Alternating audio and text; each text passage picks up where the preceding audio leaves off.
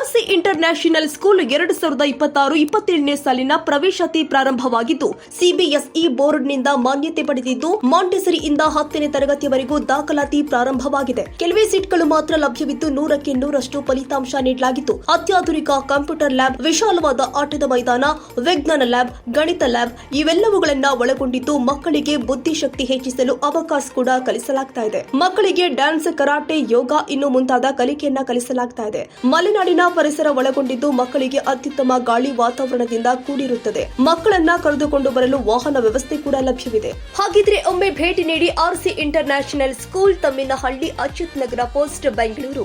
ಹೆಚ್ಚಿನ ಮಾಹಿತಿಗಾಗಿ ಸಂಪರ್ಕಿಸಿ 9104693066 ಹಾಗೂ 8105983861 ಹಾಗೂ 0802222288.